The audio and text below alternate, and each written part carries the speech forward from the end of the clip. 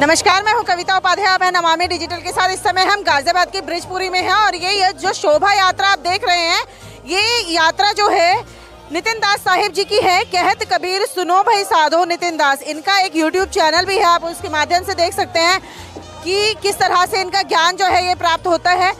भव्य सम्मेलन आज हो रहा है, आप देख सकते हैं किस तरह से पूरा यात्रा में हम लोग हैं। भव्य शोभा यात्रा यहाँ निकल रही है। पीछे आप देख सकते हैं नितिन दास जी हमारे साथ में हैं और साथ ही ये पूरी शोभा यात्रा में लोग सतनाम, जय नाम और तमाम सारी चीजें यहाँ पर जो श्रद्धालु हैं वो भक्त यहाँ पर शामिल हुए हैं। आइए चलते हैं इस यात्रा में।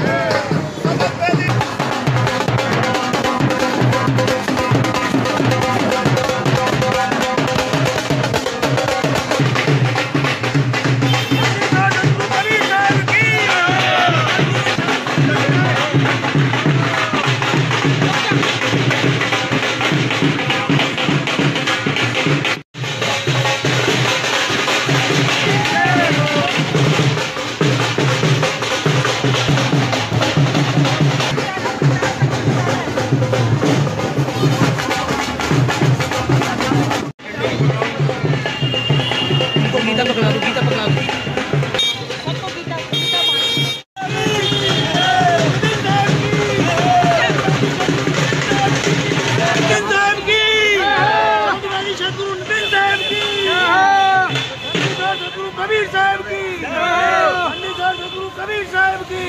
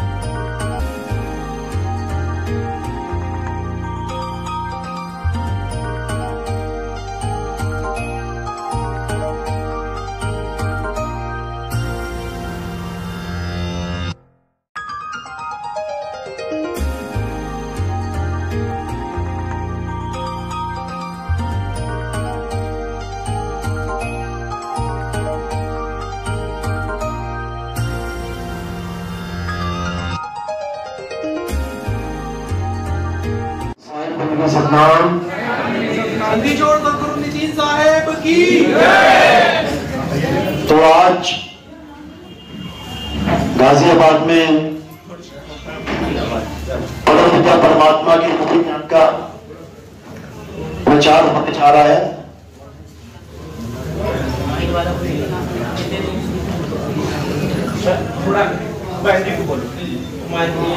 तो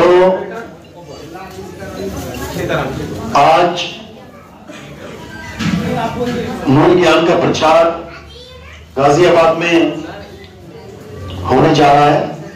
बहुत बड़े भाग हैं उन जीवों के जो अपने पूरे जीवन काल में एक बार भी इस मूल ज्ञान को सुन पाते हैं, और उससे भी बड़े भाग होते हैं उन जीवों के जो इस मूल ज्ञान को थोड़ा सा भी समझ पाते हैं। बहुत बड़े भाग हो ये तभी समझ में आता है, परमात्मा की अपार कृपा हो ये तभी समझ में आता है, नहीं तो ये जल्दी समझ में नहीं आता। लेकिन मैं मालिक से अरदास करूंगा कि सब मेरे भाइयों को ये ज्ञान अच्छे से समझ में आए, मेरा एक एक शब्द समझ में आए, सत्य और असत्य में फर्क समझ में आए। मैं यही अरदास करूंगा मालिक से। तो आज का सत्संग शुरू करने से पहले परमात्मा के नाम पे जयकारा लगाएंगे, फिर सत्संग शुरू करेंगे। बोलिए परमपिता परमात्मा की, सतगुरु बंदी छोड़ कबीर साहिब की, सभी संतों की, सभी भक्तों की, आज के आनंद की, सगल हंस को बंदगी साहेब बंदगी सतनाम।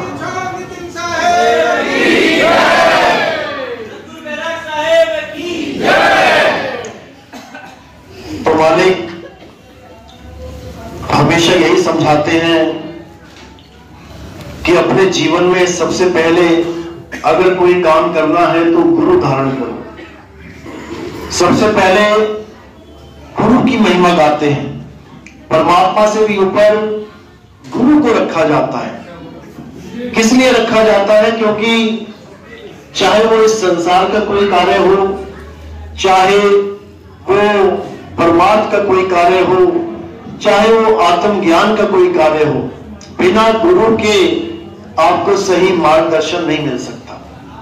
चाहे कोई हिंदू है, चाहे कोई मुसलमान, चाहे कोई सिख, चाहे कोई ईसाई, इससे कोई फर्क नहीं पड़ता। उसके जीवन में गुरु जरूर होना चाहिए। तो गुरु की महिमा गाते हुए कबीर साहब ने सबको यही समझाया कि सबसे पहले गुरु धारण करो, बाकी बातें बाद में। क्योंकि ज्ञान कथने वाले बहुत मिलेंगे, लेकिन पूछो क्या तुम्हारा कोई गुरु है, तो कहते हैं नहीं हमारा कोई गुरु नहीं है। तो याद रखना, जिसका कोई गुरु नहीं होता उसका आध्यात्मिक जीवन कभी शुरू नहीं होता। यानी वो सुनी सुनाई बातें कर रहा है, उसका अपना गुरु कोई नहीं है, उस पर विश्वास कभी नहीं करना। निगुरा है वो, निगुरा। तो साहेब गुरु की महिमा गा रहे हैं कि गुरु मेरे सभी बड़े, अपनी अपनी ठौर, और शब्द विवेकी पारखी, सो माथे का मौत। यानी किसी ने कोई भी गुरु धारण कर रखा है इस संसार में, A to Z कोई भी गुरु अगर किसी ने धारण कर रखा है तो धन्यवाद है उसके, चाहे वो किसी भी लेवल का गुरु क्यों ना हो। अपनी अपनी ठौर, क्योंकि हर ठौर अलग है, हर लेवल अलग है। अगर आपके छोटे छोटे बच्चे आपने LKG में डाले हैं तो वो उस लेवल के गुरु को धारण करेंगे जिस लेवल में वो हैं। गुरु अपने विवेक के द्वारा, गुरु अपनी दया के द्वारा उन बच्चों का और विवेक बढ़ाएगा, उन बच्चों को उस लेवल से ऊपर उठाएगा। वही बच्चे जो आज LKG नर्सरी में हैं, वही देखते देखते पहली, दूसरी, पांचवी, 10वीं, 12वीं कॉलेज में पहुंच जाएंगे। ये सब गुरु की महिमा है, ये गुरु की दया है। गुरु ही है जो शिष्य को आगे बढ़ाता है। लेकिन कबीर साहब समझा रहे हैं कि गुरु मेरे सभी बड़े, अपनी अपनी ठौर। याद रखो कि गुरु धारण तो करना है, लेकिन इस बात पे भी पूरा विचार करना है कि मेरा गुरु किस ठौर तक मुझे लेके जाएगा। कहीं ऐसा तो नहीं कि मैं एलकेजी का गुरु धारण कर लूं और सारी उम्र एलकेजी में ही रहूं, फिर तो मेरा कल्याण नहीं हो पाएगा। ना मैं डॉक्टर बन पाऊंगा, ना मैं इंजीनियर, ना मैं साइंटिस्ट। केवल एक फायदा होगा, अंगूठा छाप नहीं कहलाऊंगा, नाम लिखना सीख जाऊंगा छोटी क्लास में। इससे ज्यादा कोई फायदा होने वाला नहीं है। तो धीरे धीरे धीरे हमने अपने लेवल को समझना भी है कि हमारा गुरु हमें किस लेवल तक का ज्ञान दे रहा है, और धीरे धीरे हमने अगले लेवल को पकड़ना भी है। 5वीं का गुरु 5वीं तक पढ़ा के कभी यह नहीं कहेगा कि अब तुम यहीं रहो, वो कहेगा बेटा आगे बढ़ना है, 6ठी में जाना है, 10वीं वाला कहेगा 11वीं में जाना है। यानी गुरु ही तुम्हें आगे बढ़ाने का रास्ता बताता है। लेकिन दुख की बात यह है कि अध्यात्म में आते ही, यानी भगवान के नाम से जुड़ने के बाद किसी भी गुरु के द्वारा, वो गुरु तुम्हें कभी नहीं कहता कि आगे बढ़ो। सब गुरु वहीं तक अटका लेते हैं। मंत्र जपने वाला गुरु है, वो कहेगा बेटा सारी उम्र मंत्र ही जपो, इससे आगे कुछ नहीं है। अजपा जाप करने वाला गुरु मिल गया, 100 में नाम देने वाला गुरु मिल गया, वो कहेगा बेटा 100 में नाम जपो, सारी उम्र जपो मरते दम तक, इससे आगे कोई रास्ता नहीं है। में उंगलियां डालने वाला गुरु मिल गया, अनहद नाद 5 शब्द धुन को पकड़ाने वाला गुरु मिल गया, वो कहेगा बेटा यही है, इससे आगे जाने की कहीं जरूरत नहीं है, यही सत्य है। लेकिन दुख के साथ कहना पड़ रहा है कि ये तीनों ही गुरु सत्य नहीं बता रहे हैं। हां, कुछ नहीं से कुछ बोला। वैसे तुम दिन भर गालियां देते थे, वैसे तुम दिन भर निंदा करते थे, चुगली करते थे, अगर उसी मुख से तुम राम राम राम जपने लग जाओ, वाहेगुरु वाहेगुरु अल्लाहु अल्लाहु करने लग जाओ, तो मच बेटर है, अच्छी बात है। कहां पहले निंदा करते थे, अब भगवान का नाम ले रहे हो, अच्छी बात है। क्यों? क्योंकि कुछ नहीं से कुछ बोला।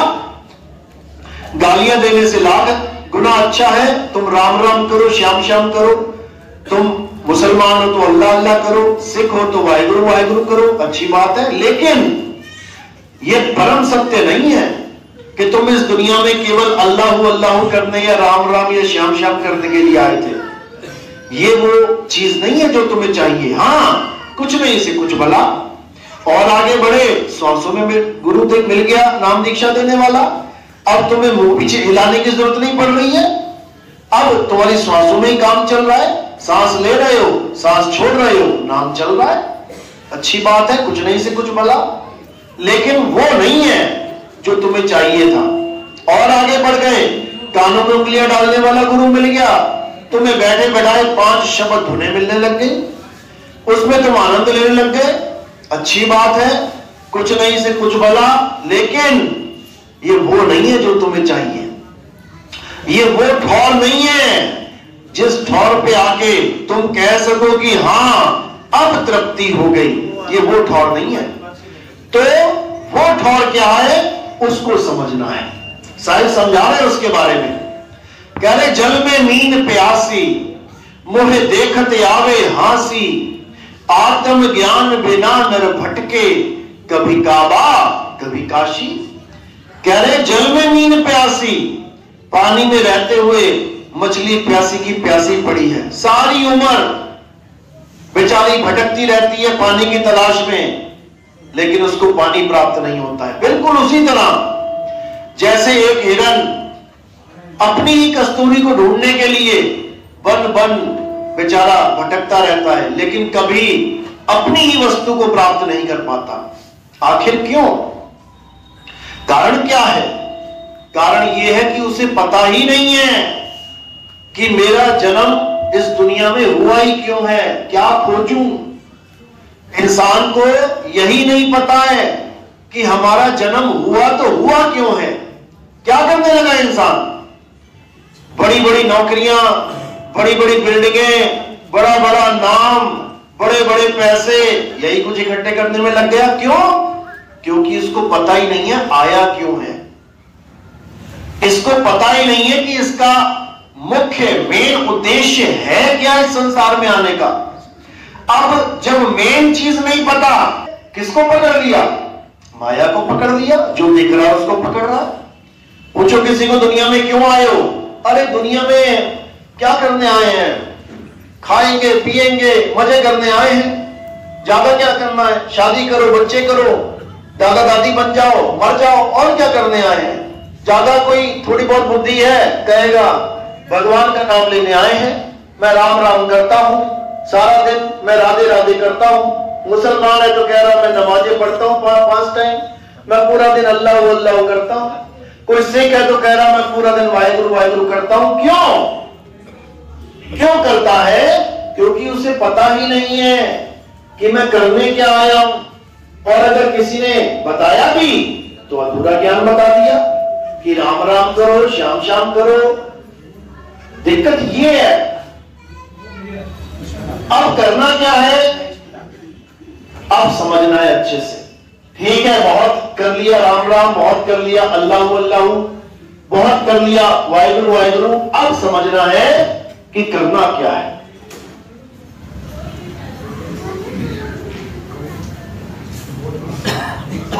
तो कबीर साहब समझा रहे हैं कि एक नाम को जान के, एक नाम को जान के दूजा दे बहा, और चंचल से नीचल भया नहीं आवे नहीं जा। अब साहिब समझा रहे हैं कि एक नाम को जान के दूजा दे बहा, यानी उस नाम को जान जिससे तुम्हारा कल्याण होगा। उस नाम को जान जो किसी भाषा का गुलाम नहीं है। उस नाम को जान जो किसी इंसान ने नहीं बनाया। ये वाले नाम तो इंसानों ने बनाए हैं। ये सारे नाम जितने भी तुम्हें दीवारों पे लिखे दिखाई दे रहे हैं, जितने भी किताबों में लिखे हुए दिखाई दे रहे हैं, ये सब नाम किसने बनाए हैं? हिंदी के, पंजाबी के, उर्दू के, फारसी के, चाइनीज, पुर्तगीज, स्पेनिश, कितने नाम, कितने अक्षर, कितनी भाषाएं, ये सब इंसानों ने बनाई हैं। एक समय ऐसा था जब आदि मानव था, ना उसके पास कपड़े थे, ना उसके पास नौकरी थी, ना उसके पास घर था, ना उसके पास कुछ भी नहीं था। तब ये नाम भी नहीं थे, कोई हिंदी की भाषा नहीं थी, कोई पंजाबी, उर्दू, फ्रेंच नहीं थी। एक जानवर की तरह आया, जानवर की तरह जीवन जी के चला गया, कुछ नहीं था उसके पास। तब ये नाम कहां थे? तब ये नाम किसने बनाए? तब कौन सा नाम था जिसको हम कह सके कि ये नाम सत्य है? आज तो हम क्या कहते हैं, राम नाम सत्य है, अल्लाह नाम सत्य है, वाहिगुरु का नाम सत्य है। आज तो हम क्या कहते हैं? उस वक्त जब कोई नाम ही नहीं था, तब हम किस नाम की बात करते हैं? हम किस नाम को कहते कि ये सत्य है? उस वक्त कोई नाम ही नहीं था, लेकिन परमात्मा तब भी था, वो मालिक तब भी था, अल्लाह वाहिगुरु तब भी था, बस उसके नाम नहीं थे। जैसे पानी तब भी था जब पानी का नाम रखने वाला कोई नहीं था। हवा तब भी थी जब हवा का नाम रखने वाला कोई नहीं था। आकाश तब भी था जब किसी ने इसका नाम ना तो स्काई रखा, ना आकाश रखा, ना अंबर रखा, ना नभ रखा, ना गगन रखा, तब भी था। हमने क्या किया? हम हर तत्वों का नाम रखते चले गए। हमने सारी दुनिया के नाम ही नाम रख डाले। हमने हर भाषा में, इंसान ने नाम ही नाम रख डाले। हर चीज को नामों से कवर कर दिया। आज सड़क पे चलते हो, कोई भी चीज दिखाई देती है, देखना एकदम अपने माइंड में सबके नाम तुम्हें पता है। ऐसा रटवा दिया गया नामों को। चलो ठीक है, संसार के कार्य पूरे करने के लिए नामों को रटना भी अच्छी बात है। तुम इलायची का नाम इलायची भूल जाओगे, दुकान पे जाके खड़े मुंह ताकोगे, भूलूं क्या? कई इंसान ऐसे होते हैं जो भूल जाते हैं क्या लेने गए हैं, तो बार बार दुकानदार पूछता भाई क्या लेने आया बता तो यहां पर नामों की महत्वता समझ में आती है कि तुम्हारा काम आसान करने के लिए नामों को जानना जरूरी है। लेकिन जब बात आती है परमात्मा की, जब बात आती है वाहिगुरु अल्लाह की, जब बात आती है उस ऑलमाइटी गॉड की, तब वहां नामों का कोई महत्व नहीं रह जाता। कोई कहे कि मैं राम राम राम करके राम को पालूं, तो ये बिल्कुल उसी प्रकार है जैसे कोई कहे कि मैं पानी पानी पानी पानी जप के पानी को पालूं। समझदार इंसान कभी भी इस बात से सहमत नहीं होगा कि पानी पानी जप के पानी पाया जा सकता है, कभी सहमत नहीं होगा। यहां तक कि कोई भूखा इंसान है, उसको कह दो कि बेटा रोटी रोटी जप और तेरा पेट भर जाएगा, कोई बेवकूफ नहीं बनने वाला। किसी को तुम बेवकूफ नहीं बना सकते, मूर्ख नहीं बन सकते तुम इस मैटर में। पता है सबको कि रोटी रोटी करके पेट भरने वाला नहीं है। लेकिन जब परमात्मा की बात आती है, जब अल्लाह की बात आती है, जब वाहेगुरु की बात आती है, तब हम सब मूर्ख बन जाते हैं। तब हम एक बार भी विचार नहीं करते कि पानी पानी करके जब पानी नहीं मिल सकता तो राम राम करके राम कैसे मिलेगा, कोई विचार नहीं करता। नानक साहब ने कितने साल पहले बोल दिया, राम राम करता ये जग फिरे और राम न पाया जाए। कहते सारी उम्र करते रहो राम राम राम राम, उससे क्या होगा? सारी उम्र करते रहो अल्लाह अल्लाह वाहेगुरु वाहेगुरु, उससे क्या होगा? कुछ होने वाला नहीं। अगर राम को पाना है तो राम को जानना पड़ेगा कि राम है क्या, क्योंकि राम जपने से नहीं मिलने वाला, राम को ढूंढना पड़ता है। राम केवल नाम नहीं है कि 2 अक्षर का नाम बना दिया राम और हो गया राम। राम एक तत्व का नाम है और उस तत्व को प्राप्त करना इंसान जन्म का मुख्य उद्देश्य है। और वो तत्व क्या है? उस तत्व को आत्म तत्व कहते हैं, जिसे संतों की भाषा में निहि तत्व कहते हैं। निहि तत्व क्यों बोला? कि कोई गलती से उन तत्वों को राम ना समझ ले जो बनते और बिगड़ जाते हैं। कौन से तत्व बनते और बिगड़ते हैं? ये जो दिख रहे हैं ना 5 तत्व, पंच भौतिक शरीर, ये बनते और बिगड़ते हैं। इन तत्वों को राम मत समझ लेना। इन पंच तत्व से बनने वाली काया को राम मत समझ लेना। राम कौन है? आत्म राम ही असली राम है। इसीलिए गीता में भी बार बार यही समझाया गया, हे अर्जुन मैं शरीर नहीं हूं। जो मुझे शरीर करके जानते हैं, जो मुझे मनुष्य करके जानते हैं कि एक आदमी है, कृष्ण जी देखो दीवारों पर बना रखी है फोटो, किसकी बनाई है?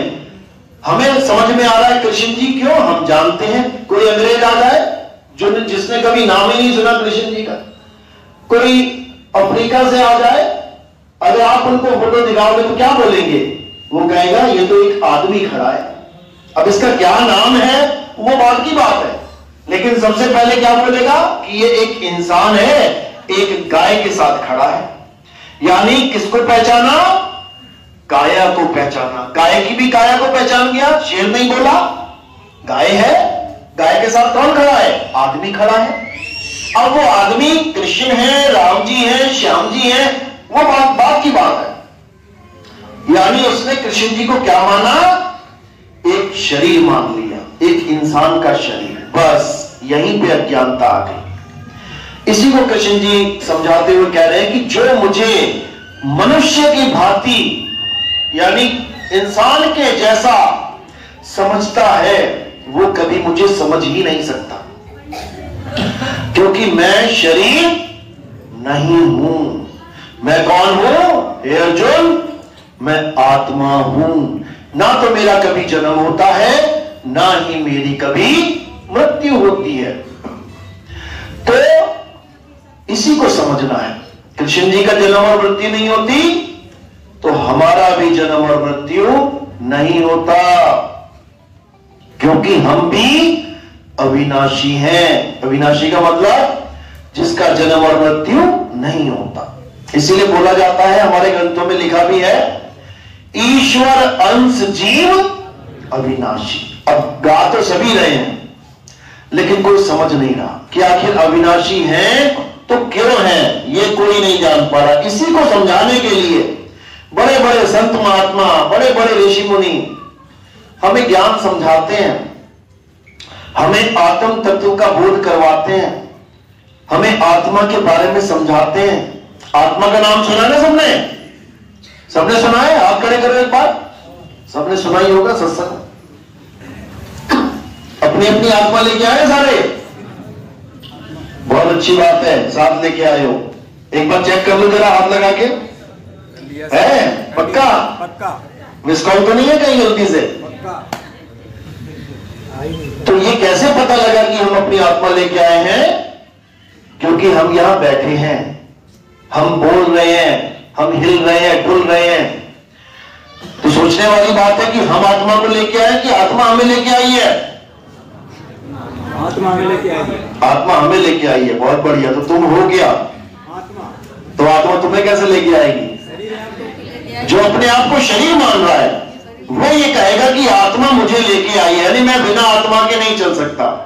होता है ना, शरीर के बिना उंगली नहीं हिल सकती, आत्मा के बिना शरीर की उंगली नहीं हिल सकती, आत्मा के बिना शरीर की सांस नहीं चल सकती, आत्मा के बिना शरीर में खून दौड़ रहा है वो नहीं दौड़ सकता, आत्मा के बिना शरीर कुछ नहीं कर सकता, खत्म।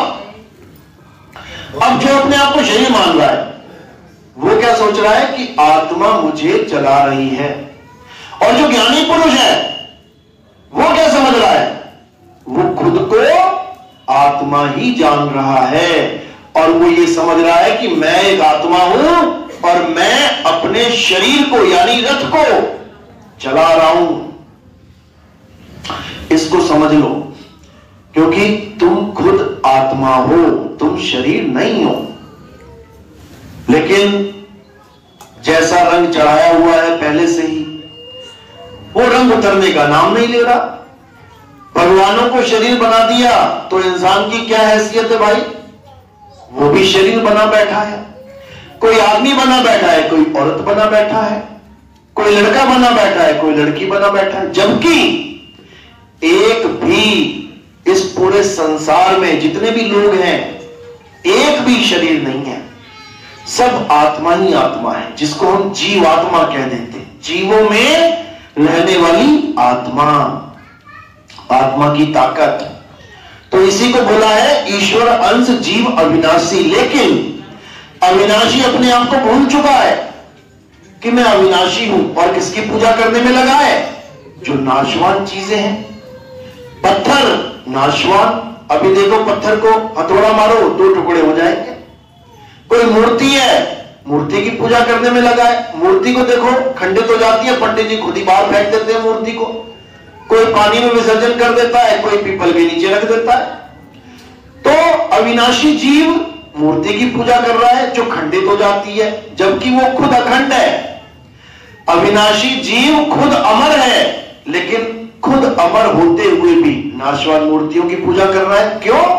अज्ञानता की वजह से।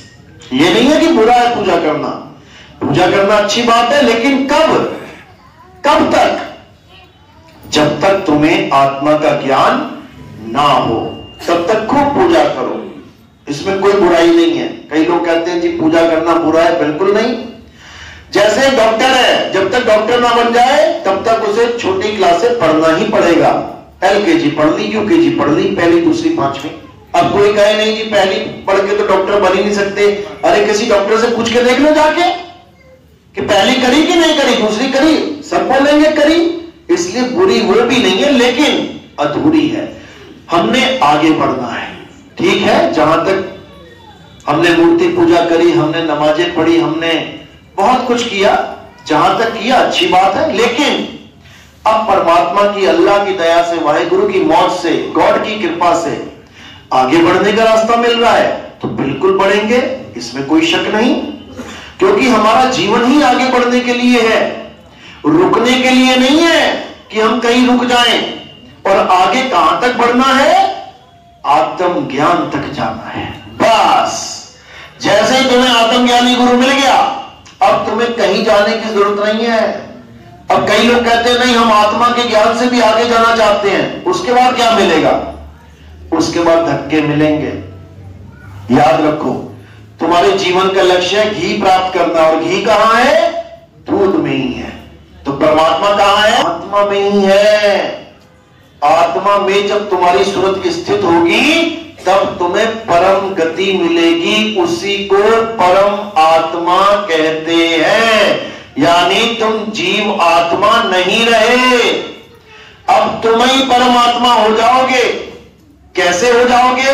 सुनने में बड़ा अजीब लगता है, क्या बात कर रहे हो, हम ही परमात्मा हो जाएंगे? बिल्कुल हो जाएंगे। कैसे? जैसे एक नदी, मानो गंगा नदी, जब तक वो मिट्टी के ऊपर दौड़ रही है, यानी धरती के ऊपर दौड़ रही है, क्या वो कभी समुद्र कहला सकती है? चाहे कितना ही पानी इकट्ठा क्यों ना हो जाए, कितना ही बड़ा चौड़ा मार्ग क्यों ना बन जाए नदी का, समुद्र नहीं कहला सकती। समुद्र कब बनेगी? जब वो धरती को छोड़ के सीधे समुद्र में विलीन होगी, तब कोई नहीं कहेगा उसको कि अब ये गंगा है। अब क्या बन गई वो? समुद्र ही हो गई। बस इसी प्रकार कबीर साहब समझा रहे हैं कि अविनाशी जीव परमात्मा का ही अंश है, लेकिन जब ये अपने अंशी में समा जाए तो ये फिर जीव नहीं रह जाता, इसकी हस्ती खत्म हो जाती है। ये वो हो जाता है जिसको ये ढूंढ रहा है। लाली देखन मैं गई, मैं ही हो गई लाल, ये वो अवस्था बन जाएगी। तो कविताल जी महाराज समझा रहे हैं इसी भेद को। कह रहे कोटि तो ब्रह्मा भये और कोटि भये ईश, साहिब तेरी बंदगी से ये जीव हुए जगदीश। ये जीव ही जगदीश होगा, लेकिन कब होगा? जब अपनी हस्ती खत्म करके मालिक की हस्ती में लीन हो जाएगा। इसीलिए बोला अध्याय 3 17वां श्लोक गीता में कि हे अर्जुन, नाना प्रकार के माया के बंधनों को तोड़ के जो भगत अपनी आत्मा में लीन होता है, जो अपनी आत्मा में रमण करता है, जो अपनी आत्मा में तृप्त हो जाता है, हे अर्जुन, उसके लिए कोई धार्मिक कर्म कर्तव्य लागू ही नहीं होता। उसको कुछ करने की जरूरत नहीं है, उसको मंदिर जाने की जरूरत नहीं है, उसको मस्जिद जाने की जरूरत नहीं है, उसको कहीं गुरुद्वारे या चर्च जाने की जरूरत नहीं है। क्यों? क्योंकि उसने दूध को ढूंढ लिया है जिसमें घी छुपा है। यानी उसने अपनी आत्मा में डुबकी मार के परमात्मा रूपी आनंद को प्राप्त कर लिया है। अब उसे कहीं जाने की जरूरत नहीं है। इसी को समझना है बस। और जैसे ये समझ में आ जाएगा, हिंदू, मुस्लिम, सिख, ईसाई, ये सारे झगड़े, ये सारे धर्मों के बंधन, ये सारे जितने भी तुम्हें लग रहा है कि ऐसा वैसा हो रहा है संसार में, बम फट रहे हैं, झगड़े हो रहे हैं, किसके लिए हो रहे हैं? ये सब नाम के झगड़े हैं। अल्लाह बड़ा नहीं, वाहिगुरु बड़ा नहीं, गॉड बड़ा नहीं, राम बड़ा। अब किसी को पूछो तुमने अल्लाह को देखा क्या? नहीं देखा तो नहीं। वाहिगुरु देखा क्या? नहीं, वाहिगुरु भी नहीं देखा। गॉड देखा? नहीं, वो भी नहीं देखा। राम देखा? नहीं देख। तो भैया बड़ा छोटा के पीछे लड़ रहा है, क्यों लड़ रहा है? कभी देखा हो तब तो बात करो कि कौन छोटा कौन बड़ा। देखा किसी ने नहीं, लेकिन लड़ने के लिए सब तैयार है।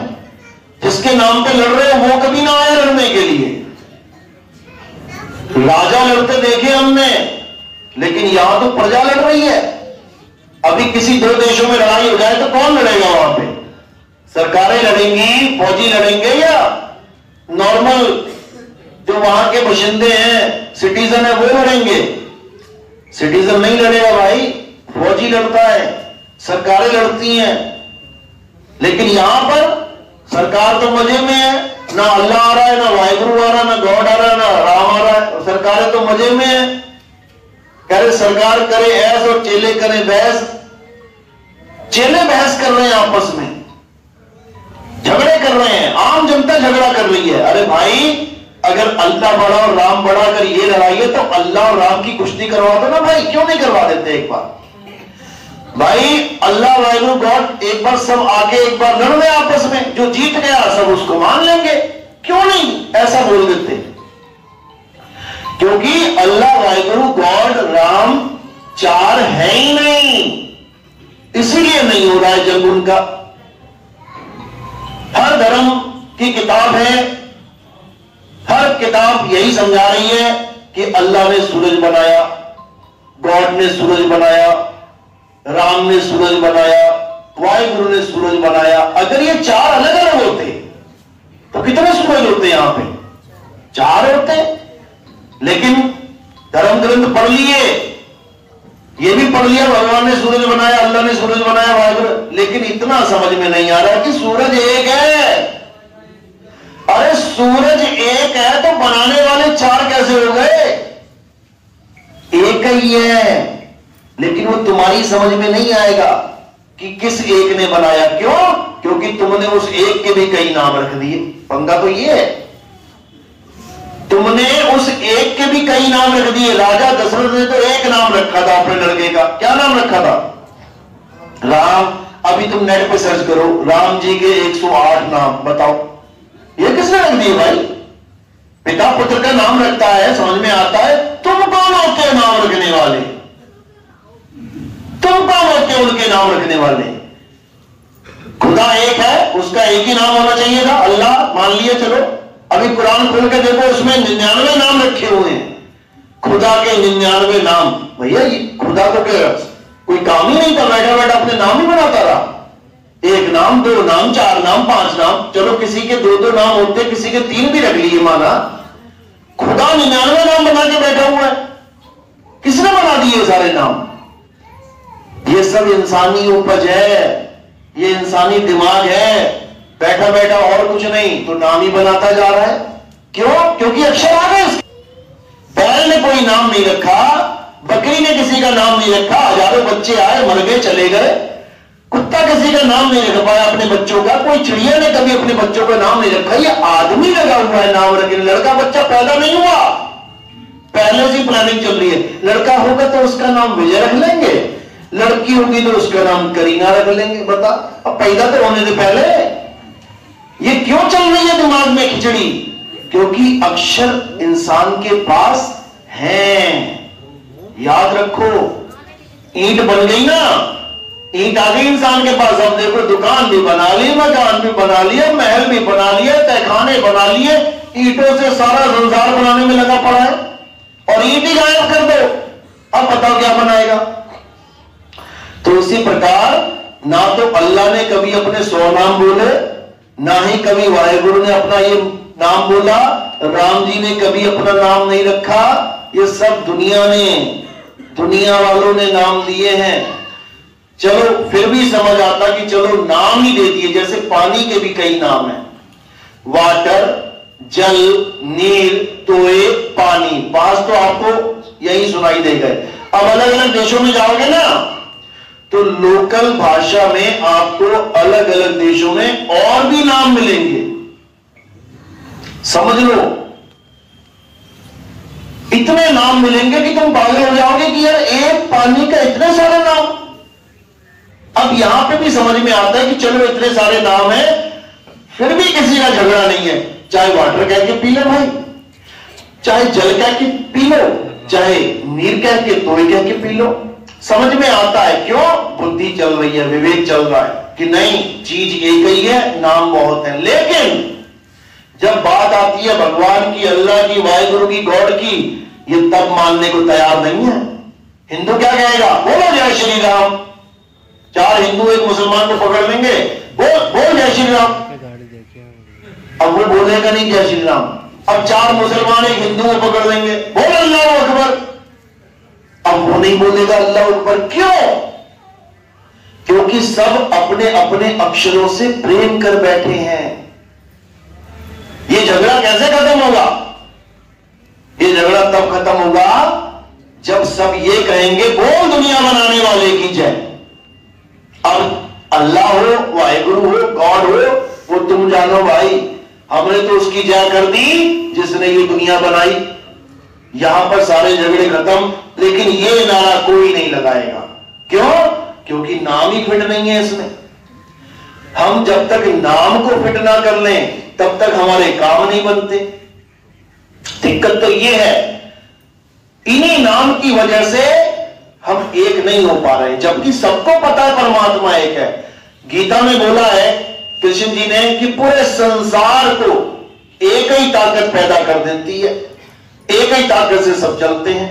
सारे जगत की उत्पत्ति, तो सारे जगत में अरब देश भी तो आ गया, सारे जगत में इंग्लैंड अफ्रीका भी आ गया, यानी एक ही भगवान से सब चल रहे हैं। तो फिर हम उनको अलग क्यों माने? भले वो अल्लाह अल्लाह कर रहे हैं, लेकिन हमें तो समझ में आ रही ना बात। हमें तो पता लग रहा है कि उनका अल्लाह और हमारा राम एक ही है, क्योंकि एक की बात चल रही है। लेकिन हम नहीं समझेंगे, क्यों? हमें अपने अपने नामों से प्रेम हो गया है। तो कबीर साहब यही समझा रहे हैं कि नामों से प्रेम करना ठीक है, अच्छी बात है, लेकिन उसके स्वरूप को भी जानना चाहिए। पानी पानी तुम्हें पता लग गया, पानी का नाम, अच्छी बात है, लेकिन अगर तुम्हें पीने को पानी नहीं मिला तो वो पानी पानी करना तुम्हारे जीवन का सबसे बड़ा कष्ट हो जाएगा। जैसे रेगिस्तान में तुम्हें प्यास लगी, हजारों किलोमीटर रेत ही रेत है, तुम्हारे मुंह में तो पानी का नाम है, पानी पानी पानी, लेकिन उससे क्या होगा? उससे तुम्हें कष्ट होगा। कष्ट इसलिए होगा क्योंकि तुम्हें पानी नहीं मिल रहा है। नाम तो तुम्हें पता लग गया उसका, लेकिन उसका स्वरूप यानी उस वस्तु का ज्ञान कि वो पानी कहां है वो तुम्हें नहीं पता लग रहा है। नाम तो खूब पता लग गया, राम राम, अल्लाह अल्लाह, वाहेगुरु वाहेगुरु, लेकिन वो है कहां, मिलेगा कहां, ये पता नहीं लग रहा। अब इसका एड्रेस कहां बताया गया है? हमारे ग्रंथों में सबका एड्रेस दे रखा है।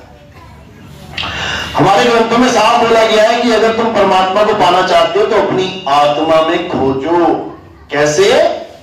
ज्यो तिल माही तेल है और ज्यो चकमक में आग, तेरा साईं तुझ में है, जाग सके तो जाग। यानी तेरा साईं तुझ में है, अब जाग ले, कहीं भटक मत, कहीं ढूंढने की जरूरत नहीं है, अपने आप को ढूंढ ले, बस अपने आप को ढूंढ ले, अपने स्वरूप को प्राप्त कर और तेरा कल्याण 100% हो जाएगा, कहीं जाने की जरूरत नहीं है। तो स्वरूप ज्ञान यानी आत्म ज्ञान ही सबसे श्रेष्ठ ज्ञान है।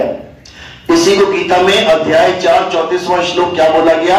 हे अर्जुन, जो आत्मा का ज्ञान मैं तुम्हें समझा रहा हूं, सुना रहा हूं, ज्ञान प्राप्त करने के लिए तुम ऐसे गुरु की शरण में जाओ जिसने आत्मा को जान लिया है, वही तुम्हें तुम्हारी आत्मा का ज्ञान समझा सकता है, अन्यथा तुम्हें आत्मा का ज्ञान नहीं हो सकता। इसी को तत्वदर्शी संत बोला जाता है। तत्वदर्शी संत का मतलब क्या होता है? जो तुम्हें तत्व का दर्शन करा दे। तत्वदर्शी संत का मतलब यह नहीं होता कि तुम्हें मंत्र जपवा दे, नाम जपवा दे, ऐसा कुछ नहीं है। तत्वदर्शी, तत्व यानी वो तत्व जिसका नाश ना हो, दर्शी यानी दर्शन कराए, चाहे वो ज्ञान से दर्शन कराए, चाहे वो आंख से दर्शन कराए, उसको तत्वदर्शी कहते हैं। आंख से दर्शन करने वाले पंचभौतिक तत्व हैं और ज्ञान दृष्टि से दर्शन होने वाला आत्म तत्व है। तो उसी आत्म तत्व को हमने जानना है, यही हमारे जीवन का लक्ष्य है। और जब हम आत्म तत्व को जान लेंगे तो ये भेद खत्म हो जाएगा। हिंदू है, हिंदू होकर अपनी आत्मा को जाने। कृष्ण जी ने यह नहीं कहा कि केवल हिंदू अपनी आत्मा को जाने, उन्होंने कहा सबको अपनी आत्मा का ज्ञान प्राप्त होना चाहिए। हिंदू है, हिंदू होके जाने, मुसलमान है, मुसलमान होके जाने, सिख है, सिख होके जाने, ईसाई है, ईसाई होके जाने। जब से हम अपनी अपनी आत्मा को जान लेंगे यानी खुद को पहचान लेंगे तो खुद में ही आ जाएंगे, सारा संसार से ध्यान हट जाएगा और खुद में आ जाएगा। तो खुद में आएगा तो खुदा को पाएगा। खुद में आ इज इक्वल टू खुदा। खुदा वो नहीं है जो सातवें आसमान पे बैठा हुआ है। लोगों को लगता है कि सातवें आसमान पे बैठा है खुदा। खुदा वो है जो तुम्हारे जर्रे जर्रे में समाया हुआ है, जो तुम में समाया हुआ है, उसको खुदा कहते हैं। लेकिन उसको पाने की विधि ना पता होने के कारण लोग लगे हुए हैं, कुछ भी मानते चले जा रहे हैं। तो इसीलिए कबीर साहब हर अज्ञान का खंडन करते हुए केवल आत्म ज्ञान की बात करते हैं कि आत्मा को जानो, आत्मा को पहचानो। तो अब क्या करना है? अब हमने केवल और केवल अपने ध्यान को एक जगह एकाग्र करना है, और वो एक जगह क्या है? वो तुम्हारी ही आत्मा है। अपने आत्म ज्ञान में रमण करना है। बात समझ में आ रही है मेरी? बहुत अच्छी बात है। तो अब एक ही लक्ष्य होना चाहिए, इसके अलावा और कोई लक्ष्य जीवन का नहीं होना चाहिए। और भी कई चीजें हैं जो समाज सुधार की, जो हम आगे से आगे प्रमोट कर रहे हैं। वो क्या है? अंगदान। आपको अंगदान भी करना चाहिए, बॉडी दान भी करना चाहिए। उससे क्या फायदा होगा? अच्छे से समझ लो। जैसे किसी के पिता की किडनी फेल हो गई, अब वो क्या कर रहा है? अब वो भगवान से अरदास कर रहा है कि हे भगवान, मेरे पिताजी की किडनी ठीक हो जाए। ये हो गई ऑप्शन नंबर 1। लेकिन इस ऑप्शन नंबर 1 से अगर काम बन जाए तो हॉस्पिटलों की जरूरत ही नहीं है। अब उस दुआ से काम नहीं बन रही है तो क्या हो रहा है? हॉस्पिटल जा रहे हैं, डायलिसिस चल रहा है। अब उससे भी अगर काम बन जाए तो कोई मरे ही ना, कोई मरे ही ना। लेकिन किडनी का सारा कुछ करवाते करवाते भी निकल जा रहे हैं लोग। अब जो तीसरा लास्ट ऑप्शन है वो सबसे बढ़िया है, और लोग सोचते भी हैं एक बार कि काश कोई मेरे पिताजी को या मेरी माता जी को या मुझे ही अपनी किडनी दान दे दे। कौन? अरे जो मर गए एक्सीडेंट में, जल गए, जो आत्महत्या कर ली किसी ने, या कुछ भी ऐसा इंसिडेंट हो गया, एक्सीडेंट हो गया, वो तो सब कुछ ठीक होता हुआ भी जला दिया गया। किडनी भी जल गई, आंखें भी जल गई, हार्ट वाल्व भी जल गया, सारा कुछ जल गया, किसी के काम नहीं आया, राख बन गया। बिल्कुल उसी तरह जैसे तुम्हारे मोबाइल की छोटी सी बैटरी खराब हो गई, या तुम्हारे मोबाइल का कीपैड खराब हो गया और तुमने उस पूरे मोबाइल को जला दिया। एक चीज खराब होती है तो हम क्या करते हैं? हम उस चीज का एक पार्ट लेके आते हैं। 2 ऑप्शन होती है, या तो नया ले लो या फिर पुराना ले लो। किसी की गाड़ी खराब होती है, देखो 2 ऑप्शन होती है, या तो नया पार्ट ले लो या फिर मार्केट में जाके कोई पुराना पार्ट डलवा लेते हैं, अपना काम चल पड़ता है। इसी प्रकार हमारे शरीर को भी एक मशीन समझो, एक मोबाइल समझ लो, रथ समझ लो, कार समझ लो। सारे अंगों में कोई ना कोई चीज फिट की गई है, और ये नकली नहीं मिलती है बाहर से, ये हम और तुम ही दे सकते हैं एक दूसरे को। तो इसलिए अपनी बॉडी को डोनेट करना है ताकि हम समाज का कुछ भला करें, एक दूसरे की मदद करें। और ऐसा नहीं कि हम करें, क्या पता हमारे गुरु भाई हमारे काम आ जाए, क्या पता किसके काम कौन आ जाए, मालिक की दया हो जाए। आग में जलाने से, मिट्टी में दबाने से तो मिट्टी होगा, राख होगा, किसी के काम आ जाए उससे बढ़िया क्या बात होगी। तो एक संस्था है ORBO, ये एम्स के द्वारा जुड़ी हुई है, एम्स से कनेक्टेड है। तो उसके बारे में भी आज आपको पैम्फलेट दिए जाएंगे और बताया जाएगा, फॉर्म भरवाए जाएंगे। क्यों? क्योंकि इससे 2 फायदे होते हैं। पहला फायदा, सबसे बड़ा फायदा क्या है कि आप उन अंगों को दे सकते हो जो अंग आर्टिफिशियल नहीं बनाए जा सकते। और मरने के बाद आपने क्या लेके जाना है यहां से? तुम अपनी बॉडी नहीं ले जा सकते तो आंख किडनी कहां लेके जाओगे? यही मिट्टी में खत्म हो जाएगी। और दूसरा फायदा क्या है? इससे हमारा अहंकार नाश होता है। यानी हमें जो मोह का रोग लगा हुआ है, देह अहंकार, देह से मोह, मैं प्यारा, ये सब खत्म हो जाएगा। जिस दिन आप फॉर्म भर दोगे ना, फिर ये शरीर आपका नहीं रहा। समझो, किराए की गाड़ी मिलती है ना, 200 किलोमीटर चले कार में, बढ़िया एसी में, बढ़िया बैठ के, क्या करते 200 किलोमीटर खत्म होने के बाद? उस गाड़ी को छोड़ देते हैं। क्यों छोड़ देते हो पता है? कारण क्या है? कई लोग किराए का मकान नहीं छोड़ पाते। किराए के मकान में आते, देखो कितने केस लगे हुए। किराए के मकान में रहते रहते रहते मकान मालिक को कहते तू है कौन?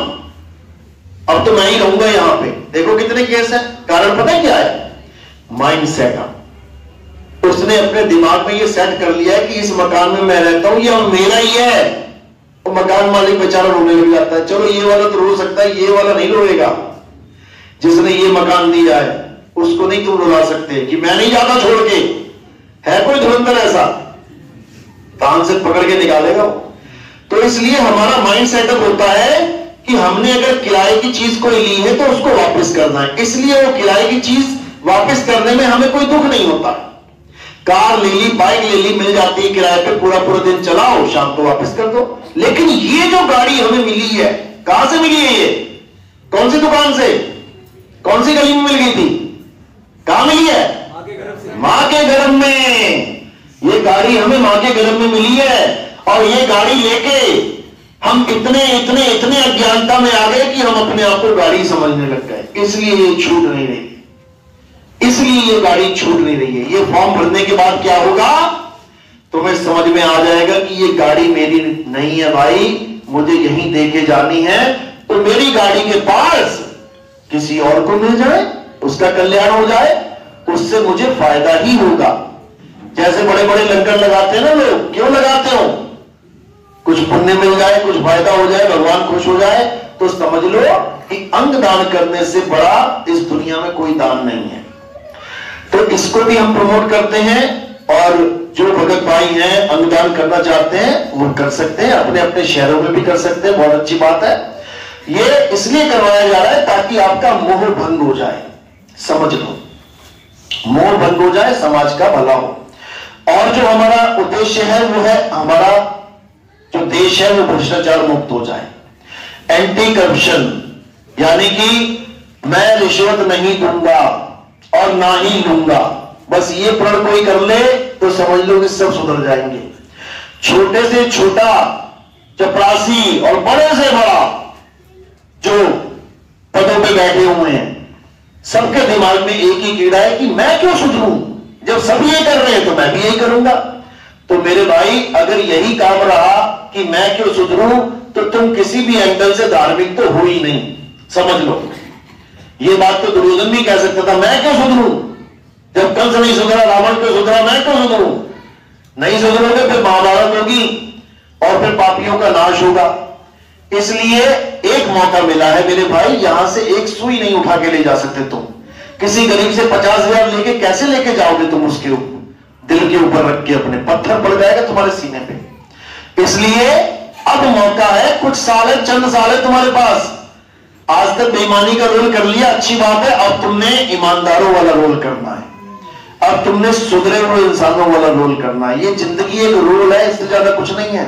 किसी को मां का रोल मिल गया, किसी को बेटी का, किसी को बहन का।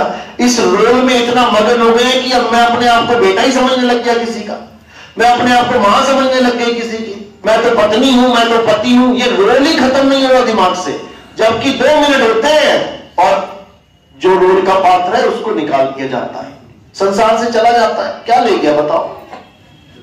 तो अब इस कलयुग में जो सतयुग आना है वो यही है जो हम लोग कह रहे हैं कि जी कलयुग में सतयुग आएगा। कलयुग, अरे कैसे आएगा सतयुग, जब हम ही सत्य नहीं है तो सतयुग कहां से आएगा। इसलिए हमने ही सतयुग का बीज बोना है, समझ लो। तो हमने क्या करना है, हमने भ्रष्टाचार मुक्त भारत बनाना है, पूरा विश्व भ्रष्टाचार मुक्त होगा, बिल्कुल होगा, लेकिन शुरुआत हमसे ही होगी। तो इसलिए एंटी करप्शन भी ज्वाइन कर सकते हैं आप। और उसके बाद आपको जो कार्ड मिलता है वो कार्ड एक अपनी ही पावर है। आपके बच्चों को कहीं पर भी आपने नौकरी दिलवानी है, कुछ भी आपसे कोई पैसा मांगता है, केवल व्हाट्सएप कर देना अपने कार्ड, दोबारा जीवन में कभी पैसा नहीं मांगेगा आपसे। हमारे कितने भगत है, कोई कहता है मेरे 50,000 बच गया, कोई कह रहा मेरा 1 लाख बच गया, मेरे बच्चे के एडमिशन के लिए 2-2 लाख रुपए मांगा जा रहा था, मैंने एक कार्ड की फोटो भेज दी, एडमिशन भी हो गया, एक पैसा भी नहीं लगा। खुद एग्जाम क्लियर करके हमारे ही एक भगत की बहन जिसको नौकरी मिल गई है, अब वहां बस लेटर लेना है जाके, उसके लिए उसको 50,000 रुपए देने पड़ रहे हैं। और वो इधर उधर से इंतजाम कर रहे हैं कि कोई कम करवा दे, 30 ले लो, 20 ले लो। हमारा भगत जो एक नॉर्मल इलेक्ट्रीशियन है, वो कहता आप मुझे बताओ कौन है, कौन पैसा मांग रहा है। वो जाके उसने बस अपना कार्ड दिखाया और वो कहते हम तो मजाक कर रहे थे जी, अपनी बहन को कल से भेज देना।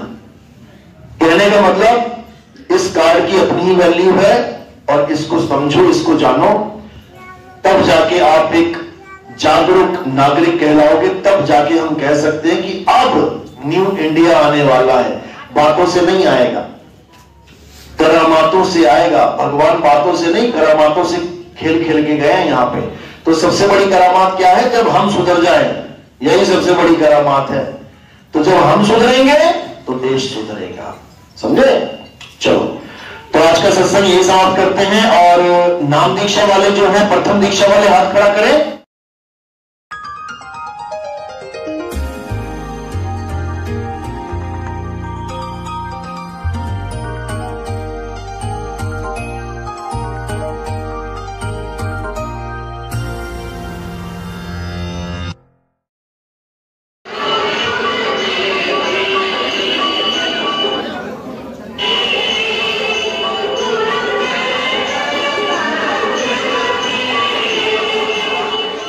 नमस्कार, मैं हूं कविता उपाध्याय, आप हैं नमामि डिजिटल के साथ। और इस समय हम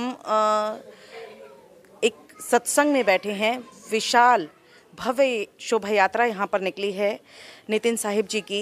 विश्व में पहली बार परमात्मा का असल मूल ज्ञान सद्गुरु नितिन साहिब जी के द्वारा इनकी मधुर वाणी में आज सैकड़ों भक्तों ने आज सुना, ग्रहण करेंगे, दीक्षा लेंगे। और क्या कुछ है आज इसके विषय में हम जानेंगे सीधा नितिन जी से। क्या मकसद है आपका, जिस तरह से आप आज ज्ञान दे रहे हैं, क्या कुछ है ये? देखो जी, हमारा मकसद है कि हिंदू, मुस्लिम, सिख, ईसाई या भगवान को मानने वाले, ना मानने वाले, ये सब एक हो जाएं, कोई झगड़ा ना रहे, आपस के मतभेद ख़त्म हो जाएं और हमारा भारत फिर से एक हो। जो पहले से अखंड भारत था, हम फिर चाहते हैं कि सब अखंड हो जाएं। और हमारा जो उद्देश्य है वो केवल भारत तक नहीं, हमारा उद्देश्य है वसुधैव कुटुंबकम। पूरा संसार एक हो जाए और एक मालिक की भक्ति करे। अगर करना चाहे करे, ना करना ना करे, लेकिन झगड़ा ना करे। झगड़े से हमेशा हानि ही हुई है, झगड़ों से हमेशा मारामारी होके लोग परेशान ही हुए। देखो कैसे दो देश आपस में लड़ते हैं, हज़ारों बच्चे मर जाते हैं, किसी को तरस ही नहीं आ रहा।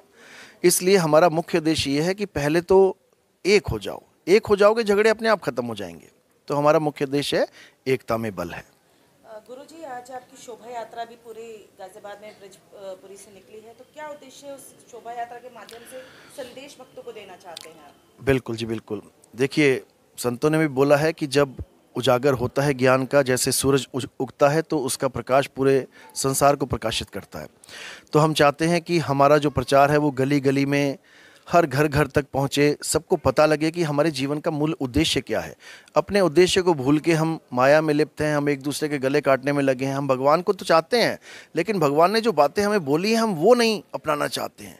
हम चाहते हैं कि हम कृष्ण जी के भगत हो जाए, हम राम जी के भगत हो जाए, लेकिन हम उनका जो आचरण है उसको हम अपनाने में हम आनाकानी कर रहे हैं। हमें कृष्ण जी ने कभी नहीं कहा कि आप रिश्वत लो, लेकिन बताओ कौन नहीं ले रहा है।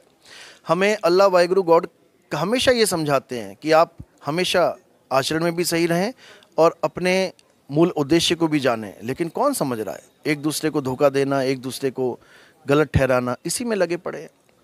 दिल्ली की राजनीति हो या यूपी की राजनीति या पूरे देश भर की राजनीति, संतों की बात हर जगह हो रही है, सनातन धर्म की बात हो रही है, क्या कुछ इस पर कहना चाहेंगे? आपकी राय क्या है? हम तो एक ही राजनेता को जानते हैं जिसका राज पूरे विश्व पे चलता है।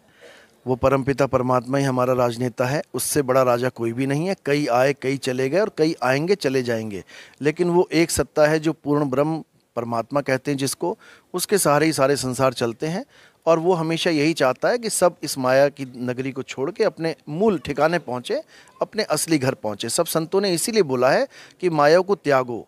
लोग समझ नहीं रहे कि माया को त्यागने का मतलब क्या होता है। माया को त्यागने का मतलब होता है इस संसार में दोबारा मत आओ। माया को त्यागने का मतलब ये नहीं कि तुम घर बार छोड़ के जंगल में चले जाओ, ऐसा नहीं है। माया का मतलब है ये संसार ही जगत माया है, ये इसको छोड़ो और अपने मूल स्वरूप में आ जाओ, अपने आत्म स्वरूप में आ जाओ। नितिन जी, आपका कोई आश्रम भी नहीं है और आप यूट्यूब के माध्यम से भक्तों से जुड़ते हैं, कैसे लोग आप तक पहुँचे और किस तरह से प्रार्थना आगे कर सकते हैं? देखिए, संतों का उद्देश्य कभी आश्रम बनाना था ही नहीं। कबीर साहब ने भी कभी आश्रम नहीं बनाए, नानक साहब ने कभी आश्रम नहीं बनाए, रविदास जी ने कभी, वो कुटिया बनाते थे। एक छोटी सी कुटी बनाई, ठीक है, अपना काम चल रहा है, लेकिन हमने भी कभी आश्रम नहीं बनाया और हम तो यही कहते हैं कि आश्रम कभी ना ही बनता, लेकिन जैसे हम समाज में रहते हैं, हम कोई भी सेवा करते हैं, हम कोई भी दान लेते हैं, तो वहाँ पर एक सरकार की जो एक नियमावली है उसके हिसाब से हमें आश्रम बनाना ही पड़ता है। इसलिए हमने एक छोटा सा आश्रम बनाया है केवल अपनी संस्था को रजिस्टर करने के लिए, ताकि हम कोई भी सेवा कार्य करते हैं तो उसका एक एड्रेस, उसका एक पता होना ज़रूरी है। इसलिए जिस आश्रम को बनाया गया, मैं रहता नहीं हूँ वहाँ पे, वो मेरे लिए ना के बराबर ही है, क्योंकि मेरा काम है पूरे संसार में भ्रमण करना, घर घर जाके जीव जीव तक पहुँच के पूरे संसार में इस मूल ज्ञान का प्रचार करना। नितिन जी, अंत में क्या कुछ गुरु मंत्र आपके माध्यम से दर्शकों को आप देना चाहेंगे? हमारा एक ही गुरु मंत्र है कि खुद को जानो। Self realization is God realization. जिस दिन हम खुद को जान जाएंगे उस दिन हमें पता लग जाएगा कि हम में और परमात्मा में कोई भेद नहीं है, तत्व रूप में कोई भेद नहीं है, लेकिन हम अज्ञानता में फंसे पड़े हैं, इसलिए जीव कहला रहे हैं, और वो परम पिता परमात्मा ज्ञानी है, इसलिए वो मालिक कहला रहा है। आपने अंगदान के लिए भी विशेष तौर पर सभी को जागरूक करने की कोशिश की है, क्या कुछ उस पर कहना चाहिए? अंगदान बहुत ज़रूरी है, क्योंकि हमने खुद देखा है हमारे ही कई प्रिय लोगों को मरते हुए उन अंगों के लिए जो हम उनको बड़े आराम से प्रोवाइड करवा सकते हैं हम, क्योंकि परमात्मा ने हमें एक नहीं दो दे रखे हैं। किडनीज आप देखिए, सिंगल किडनी से भी एक आदमी पूरा जीवन जी सकता है, लेकिन फिर भी 2 दिया गया है। क्यों दिया गया है? ताकि आप किसी को दान दो इसको। लेकिन ठीक है, कोई जीते जी नहीं दे सकता, लेकिन कम से कम मरने के बाद इस शरीर को जलाने से अच्छा तो है कि हम किसी को दान दें। बिल्कुल। सहयोग आपकी संस्था को करना चाहिए या जुड़ना चाहिए तो क्या माध्यम है? हमारी संस्था से जुड़ने का एक ही माध्यम है कि हमारे से संपर्क करें, हमारे आश्रम से संपर्क करें, जो हमने एक छोटा सा आश्रम बनाया है, संस्था का नाम है हमारा, उस नाम से जुड़ें। फ़ोन नंबर है, फ़ोन नंबर से जुड़ें, और जो भी सेवा आप करना चाहते हैं करें। लेकिन हमारा मुख्य उद्देश्य ना तो आश्रम को फैलाना है, ना ज़मीनें खरीदना है। बड़े बड़े लोग आते हैं कि जी हमसे ज़मीन ले लो, हमें नहीं चाहिए भाई किसी की ज़मीन। हमें अगर कुछ चाहिए तो वो है केवल प्रचार सेवा।